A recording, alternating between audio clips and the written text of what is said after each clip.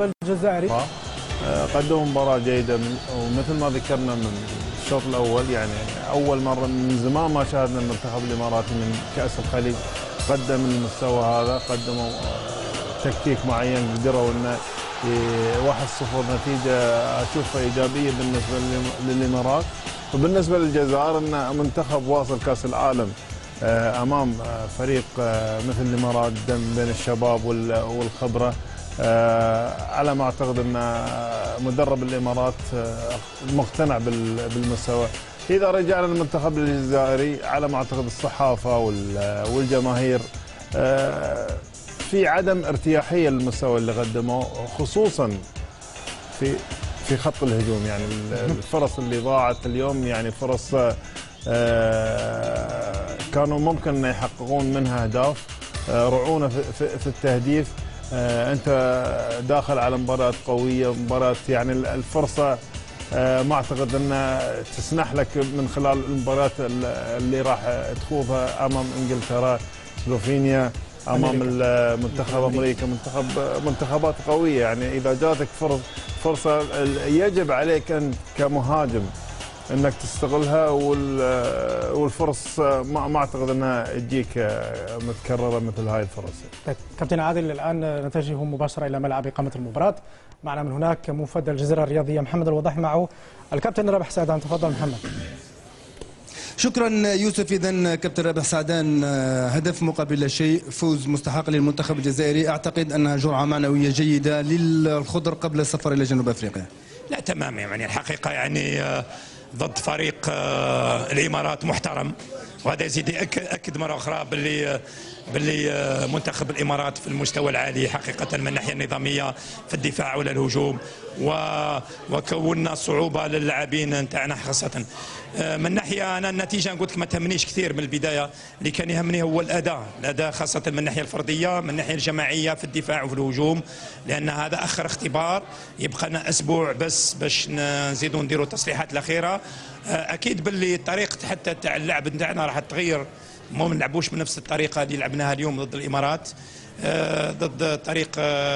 ضد الفريق سلوفينيا يكون شيء اخر، ولكن انا على العموم مبسوط خاصه على اللياقه تاع اللاعبين، لان الحمد لله اللاعبين حتى خاصه اللي راجعين من الاصابه والمدافعين يعني شدوا المقابله 90 دقيقه.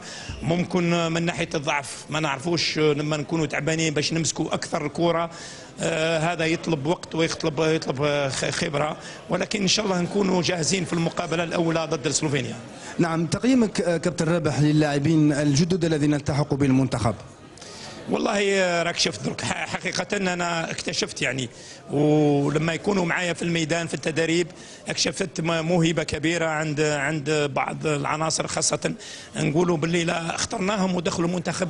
يعني أنا نتفائل الخير كبير للمنتخب الجزائري، لأن احنا نشتغلوا لمدة متوسطة 2012 2013 لكأس افريقيا، 2014 باش نستمروا في كأس العالم إن شاء الله بحول الله. إن شاء الله كابتن رابح، شكرا.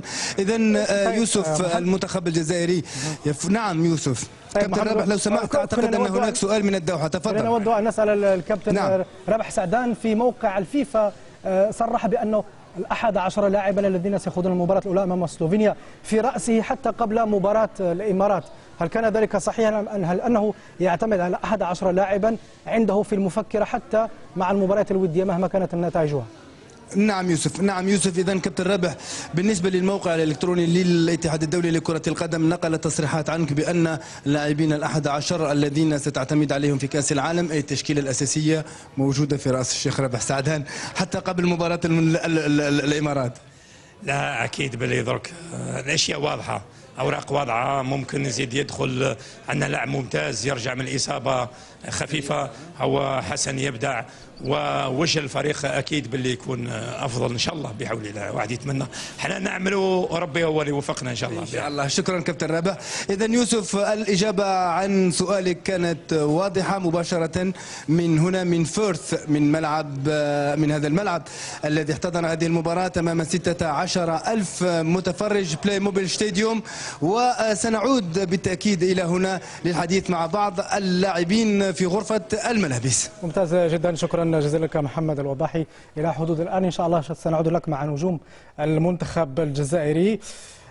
طيب تصريحات رابح سعدان بعد هذه المباراة وهذا الفوز المهم جدا بالنسبة له كمدرب لمنتخب سيلعب في كأس العالم لأول مرة منذ 24 عاما.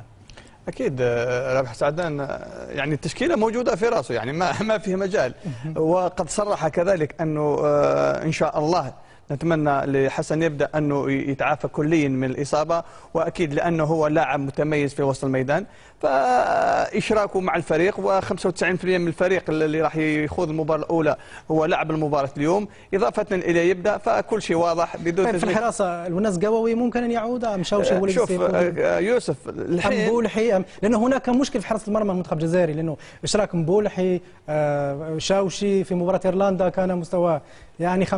انا حسب رايي ولا مدرب رايح يغامر انه يشرك لاعب في المباريات الوديه ثم في اخر لحظه يشرك لاعب ثاني، هذه صعبه جدا. سنعود لاكمال هذه النقطه، عوده لمحمد الوضاحي هناك في المانيا. تفضل محمد. نعم يوسف، إذا نحن هنا في غرفة ملابس المنتخب الجزائري سنحاول الحديث إلى مساعد المدرب رابح سعدان الكابتن زهير جلول. مرحبا كابتن. إذا المنتخب الجزائري حقق الفوز بهدف مقابل شيء، كيف تقييمك للمنتخب الجزائري بعد هذه المباراة؟ والله قبل شيء مشكور الفريق الإماراتي اللي أدى مقابلة في المستوى. الحمد لله الفريق تاعنا لعبنا بخطة هجومية لكي نتفادى الأخطاء اللي كنا في المستقبل عن قريب المقابلة الأخيرة. والحمد لله كما يقول لك المقابله كانت بنتيجه هدف ل0، نتيجه ايجابيه لنا. والحاجه الايجابيه الثانيه هي ما عندناش اصابات، وان شاء الله ندخل الكاس العالم بمعنويات مرتفعه ان شاء الله. ان شاء الله. كابتن زهير، بالنسبه للاعبين الجدد كيف رايت مستواهم اليوم؟ والله المستوى تاع اللاعبين الجدد كان مستوى مشرف، وهذا يعني ان ما اخطأناش عندما استدعيناهم للمنتخب، وان شاء الله هم المستقبل تاع الفريق الوطني، ونشجعوهم وان شاء الله نعطوهم الفرصه ونكونوا وراءهم، والشعب الجزائري يكون وراءهم، وان شاء الله يا رب العالمين نكونوا ان شاء الله في المونديال تكون وجه آخر مشرف وإيجابي للفريق الوطني إن شاء الله. شكرا. إذن كابتن معنا أيضا اللاعب بودبوز الذي يشدد على الحديث باللغة الفرنسية. On va parler en français. Donc Riyad, t'étais pas titulaire, mais tu as fait une grande partie et pas mal. Comme je le dis, le plus important c'est la victoire et le collectif. Maintenant que je joue ou que je joue pas, l'essentiel c'est de gagner les matchs. Et qu'est-ce que tu en penses de l'ambiance dans cette équipe après 2 matchs pratiquement avec l'équipe d'Algérie? Écoutez, pour nous les nouveaux qui sommes arrivés, l'ambiance est très bonne parce qu'on nous a bien accueillis. Ils nous sont tous venus nous chouchouter quand on arrivait, surtout moi, avec Karim, Bougui. On a eu la chance, maintenant c'est un groupe qui vit bien. Ok, merci beaucoup Riyad. On a l'un des chevronnés aussi de l'équipe d'Algérie. Majid, donc tu es rentré, tu es revenu d'une blessure. Comment tu t'es senti d'abord? Ouais, c'était un peu dur physiquement. Ça faisait 1 mois et demi, j'avais pas fait de match. Surtout qu'il faisait chaud. Et moi, l'essentiel, c'est qu'on n'a pas pris de but. C'était un peu dur physiquement. Petit à petit, on a retrouvé les automatismes. Mais alhamdoulilah, on a gagné, c'est l'essentiel. Mais il y a eu des bonnes choses.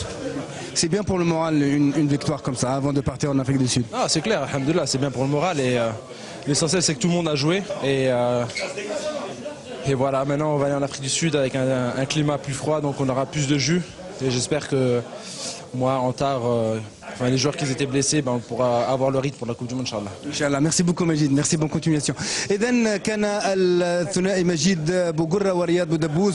الأول تحدث عن المباراة الجيدة التي أداها، قال بأن المهم هو الفوز والنتيجة الجيدة التي حققها المنتخب الجزائري. أما عن اندماجه مع الخضر فقال بأن الاندماج كان سريعا، وبأنه كان مدلل الكبار الذين أو كوادر المنتخب. مجيد بوغرة عن نفسه قال بأن هذه المباراة كانت صعبة بدنيا لأنه عائد من إصابة، وهذه النتيجة وهذا الانتصار يعتبر عامل جيد نفسيا للاعبين قبل السفر غدا إلى جنوب أفريقيا. عودة إليك يوسف. شكرا جزيلا لك محمد الوضاحي، كنت معنا مباشرة من ألمانيا. تابعت المباراة بين المنتخبين الجزائري والإمارات الودية، وفاز فيها الجزائر بهدف دون مقابل.